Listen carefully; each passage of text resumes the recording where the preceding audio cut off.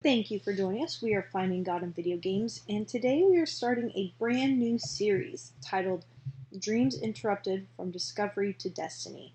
And in the very first episode, we are taking a look at some very disappointing news.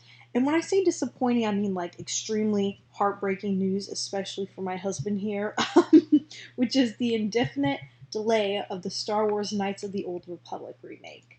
How are your feelings on this? What do you... You know that moment when Darth Vader informed Luke that he was his father? Okay.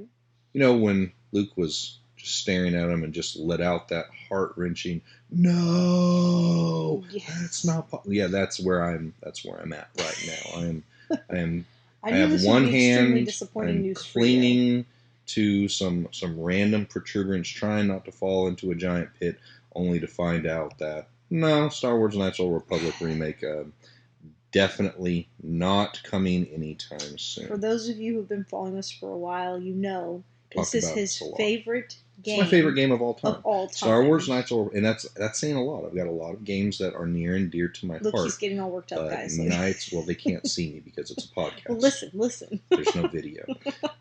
But Knights of the Old Republic is, after careful consideration, my number one favorite video game experience of all time. He is smiling, by the way, as he says this, just so you guys know. We'll record a video version of this later. But the audio version, all I can say is this is my favorite game. And I will say, when the remake was announced and it was going to be made by this relatively unknown, unproven studio, Aspyr is the name of it, I was a little concerned. We even wrote an article about it. We did. And I wanted to give them the opportunity to do well with this. Previously, they'd only done well in the mobile space, but you never know what someone can do until you give them an opportunity. And then when it was announced that the remake would be exclusive to the Sony PlayStation 5 platform, I actually relaxed a little bit because I thought, well, if they're going to focus on only one platform, that would probably optimize their developmental approach. You don't have a PS5. I do not have a PS5, but I would get one for this. But the best thing about this is that when you're making a game, it's very challenging to do it across multiple platforms. When you're trying to make a game that runs on PC, Switch, PlayStation, Xbox, all very different platforms, that can sometimes cause a game to have large, horrible bugs in it. So by only doing it on one platform, I thought, well, worst case scenario, we'll still get a game on a console I don't currently own, but it probably will be better off for that experience. Right. And then the recent remasters that have come out, and these were not remakes, these are just remasters. They remastered Knights of the Old Republic games in their original form, and they had some pretty critical bugs in them. Most notably, in Knights of the Old Republic 2, you couldn't actually finish the game, and they had to release a whole cheat just so people could skip the part that was freezing. So that wasn't a good sign. That was not a good sign at all. So then, when the news broke that a vertical slice of the remake, not just a remaster, but this new remake that is coming out, that performed so poorly that the lead design director of the game and the art director of the game were both terminated from the project. The game postponed indefinitely. Well, I can't really say I was surprised. I was absolutely gutted and disappointed. You're just like, well, No, the writing was on the wall from day one for this game. It's not looking great for it. This game is not going to be coming out anytime soon, and there's really no way that I can think of spinning that into a positive, and that's kind of where I make my living, is trying to find something positive in bad news. Now, there's really not much, except that at least they're not going to ruin this game now. But, I'm thinking, when the Star Wars franchise right now is experiencing a level of mainstream popularity that's arguably as big as it has ever been in its existence since the launch of the original trilogy. So, broken games that are going to reflect poorly on that brand, simply not an option the way they may have previously been. And there have been some bad Star Wars games that have come out, several, but that was in a different time, in a different era, where you could kind of get away with that. A lot of licensed games were bad, but now people are expecting that these game experiences are going to live up to their cinematic counterparts. And LucasArts, Sony, looked at the progress of the game and decided it's not where it needs to be, especially for a game that was reportedly projected to release at the end of this year. So the long wait for my beloved Knights of the Old Republic remake is beginning again. And if you weren't familiar with Aspyr, and I know we mentioned it briefly, they were previously responsible for remaking titles like Knights of the Republic on mobile platforms, but this was their highest profile project they had ever taken on. And the rumors are swirling that they may actually be replaced as the lead development studio for this remake. Maybe another developer will come on board, which will mean it will have to start entirely over again. There's very high stakes on this title. This is a major franchise, and potentially, obviously there's at least one sequel already that can be made. I feel like the stakes are higher now than they've kind of ever been for Star Wars. Absolutely. So, for Aspyr, just trying to get their viewpoint on it, I'm sure that they understand the decision to remove them potentially from the project, or at least remove some of these key team members from it. Doesn't make it any easier to accept. For people that were working on this, they probably considered this a dream project to work on. That's got to be bitter. If I had the opportunity to be a part of this and then lost that opportunity, I would absolutely be devastated by that. So I'm sure that they are quite disappointed as well. And here's the thing. In today's hustle culture, we hear this a lot of times, that if we're willing to work long, hard hours and put enough into it, make the big sacrifices, and believe in ourselves, anything is possible. And that is... I've heard that a lot. I've got a lot of people I follow, and that's always the messaging, is just believe in yourself, grind it out, you will find a way to get there if you just persevere. And there's some very well-meaning messages there. Unfortunately, kind of inaccurate. These are embedded into our consciousness from birth to adulthood. And we not only believe in it, but because of that, we can place unfair and unrealistic expectations on ourselves and the Lord. Because we expect to see all of our dreams come true. And some of these dreams, many of these dreams, may not be aligned with His purposes for us. There are entire industries that are monetized with the promise of helping us achieve our dreams. Even the most well-intentioned of these are ultimately placing us at the center of carrying the responsibility for this. I've bought some of the videos. I've read plenty of the books. I've certainly watched the sermons. And I've tried to think and believe my way into fulfilling my dreams. But in the end, all of these programs, these messages, they just left me feeling more discouraged than when I started. Because at the heart of all of these problems was a simple reality that I had to accept. The same one that the people at Aspyr are evaluating right now in the midst of the soul-crushing setbacks they have experienced to remake the greatest Star Wars game to ever exist. And I will explain that, but we have to provide some biblical context first. So before we get there, we'll go through a little Bible story. The challenging balance between navigating our calling and chasing our dreams. And who better to start with than everyone's favorite giant slayer, David. 2 Samuel 21, verses 15 through 22, find the story of David, the giant slayer. But this is not the David and Goliath story. You might have figured that out when I said 2 Samuel instead of 1 Samuel. But this is not the infamous David's going to come and take down Goliath. We all love that story. All right, well, let's talk about the time that it didn't go quite as well. 2 Samuel 21, starting at verse 15. When the Philistines were at war again with Israel, David and his servants with him went down and fought against the Philistines, and David grew faint. Then Ishbi-Benob, who was one of the sons of the giant, the weight of whose bronze spear was 300 shekels, who was bearing a new sword, thought he could kill David. But Abishai, the son of Zeruiah, came to his aid, struck the Philistine, and killed him.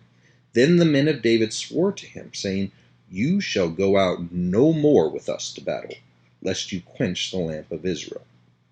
Now it happened afterward that there was again a battle with the Philistines at Gob. Then Sibbecai the Hushathite killed Saph, who was also one of the sons of the giant. Again there was a war at Gob with the Philistines, where Elhanan the son of Jer-oregim the Bethlehemite killed the brother of Goliath the Gittite, the shaft of whose spear was like a weaver's beam. Yet again there was a war at Gath.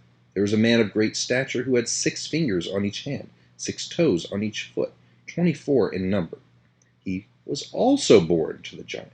So when he defied Israel, Jonathan, the son of Shimei, David's brother, killed him. These 4 giants were born to the giant in Gath, and fell by the hand of David and by the hand of his servants. And that's the end of the quote there. So David, his entire calling started with the heroic and epic defeat of the larger, more skilled Goliath many years prior to this. But, that was many moons ago.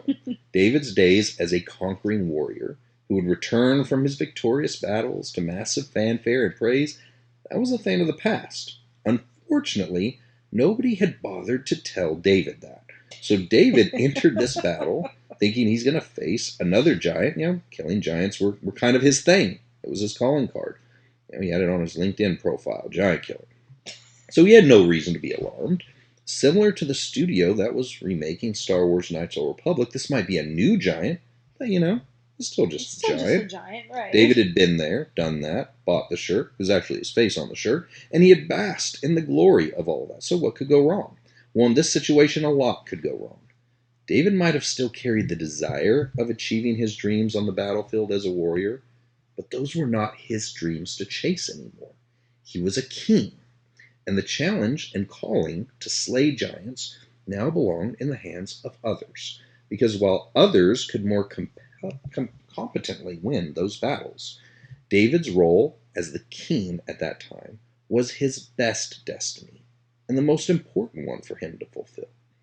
David's troops were the ones that had to break the very probably uncomfortable news to David that he had now become a liability to them on the battlefield. But it's not because he no longer served any purpose. It was because he had a higher purpose that he was destined to occupy. And only by relinquishing his previous dreams would he be able to fulfill these new ones, as well as give others the space to step into their callings as the new giant killers in town. Dreams are kind of a funny thing. And as David found out on many occasions, his dreams were not necessarily a divine direction from the Lord, even when his heart was in the right place. There was the time where David wanted to build a temple to the Lord. Right. And that was a beautiful dream to have, but it was not his dream to complete. The temple would absolutely be built, but not by David. It would be built by his son Solomon, long after David had moved on.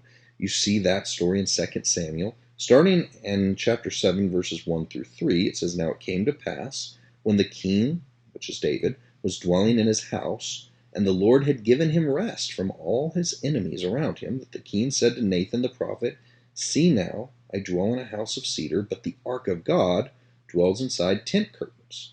And Nathan said to the king, Go, do all that is in your heart, for the Lord is with you. And so David made plans that he was going to build this temple. But then he hears from God in verses 12 and 13. This is the Lord speaking. When your days are fulfilled and you rest with your fathers, I will set up your seed after you, who will come from your body, and I will establish his kingdom. He shall build a house for my name, and I will establish the throne of his kingdom forever. Man, if I was David, I'd be like, man, I can't fight no more giants. I can't build temples, this temple. like, what am I supposed all the things to I do? want to do, and I don't get to do any of them. And that's the tough truth that the development studio Aspire had to face. While we can all agree that Star Wars Knights of the Old Republic is a well-deserving game that needs to be given the full remake treatment so a whole new generation of gamers can enjoy its story, it seems that they are not the team to do this, or at least not on their own. Now sure, they have experienced some moderate success releasing versions of this game and other games on different gaming platforms. Perhaps, like David's scene with the temple, this mission was for someone else. Or maybe this is their dream to complete, but the team they currently have in place are not the right people to achieve this vision. As David found, our God-given dreams have a specific time and place for their accomplishment. And not all the dreams that we carry are ours to complete alone. When we choose to take ownership of a dream that was not meant for us to fulfill, we place ourselves out of the destiny we were actually designed for.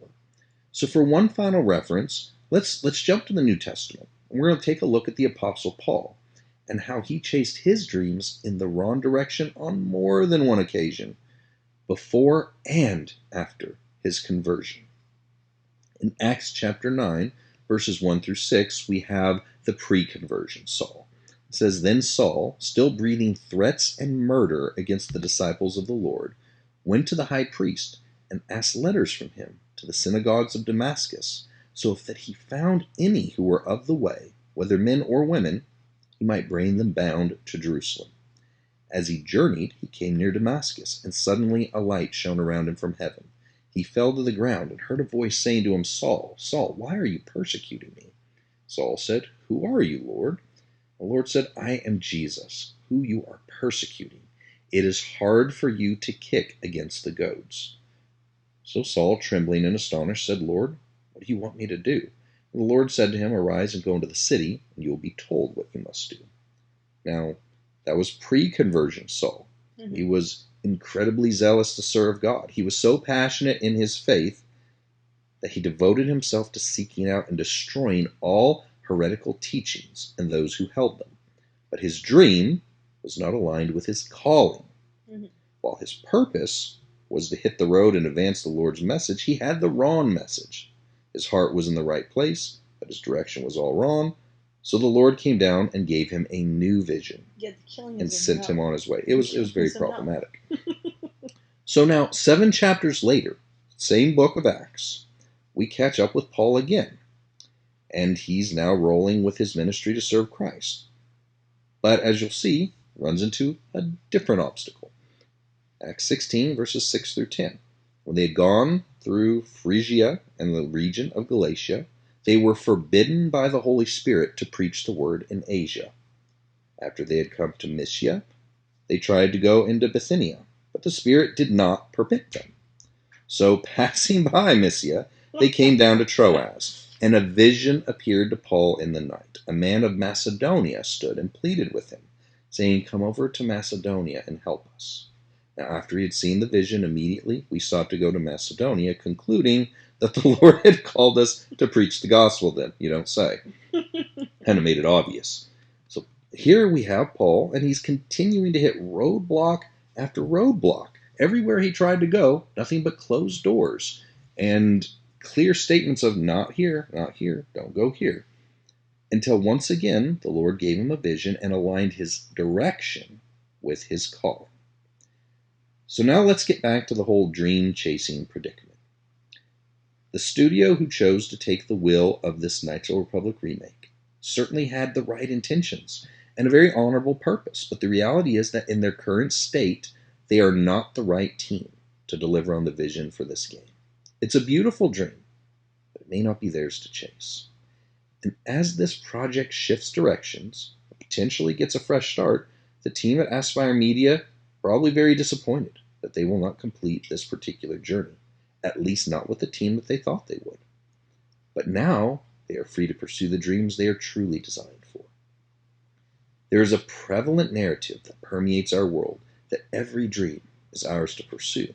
And while that sounds like a positive message, the reality is that each of us have a unique calling and have been given specific gifts to fulfill that calling. In 1 Corinthians 12, we see that. When we place pressure on ourselves to fit the callings and gifts that we receive from the Lord into the wrong place, this will only result in feelings of disappointment, frustration, resentment, and depression, something most of us are unfortunately all too familiar with. The truth is that we were designed and chosen for a specific purpose on this planet, And in my experience, pursuing dreams that aren't aligned with the Lord's direction for my life only left me feeling unworthy, incapable, worthless, or defective. But I am none of those things. According to 2 Corinthians 5:7, I am a new creation in Christ. And in Philippians 4:13, I see that I can do all things through the Lord who gives me strength.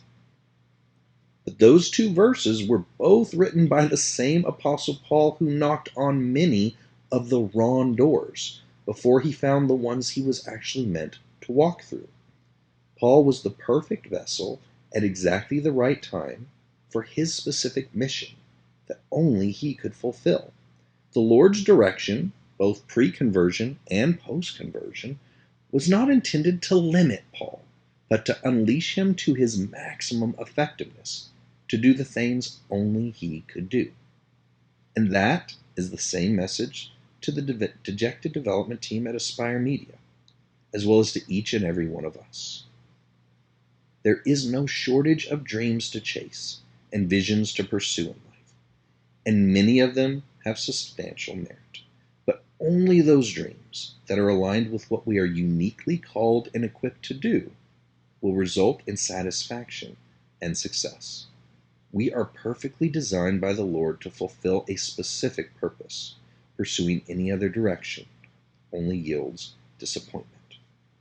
I'm sure it's disappointing that the current team working on Knights of the Old Republic remake unable to deliver on the potential of this amazing game. But that doesn't mean their dream is dead. It may simply mean it's not theirs to complete. They have a track record that suggests this was never really aligned with their capabilities in the first place.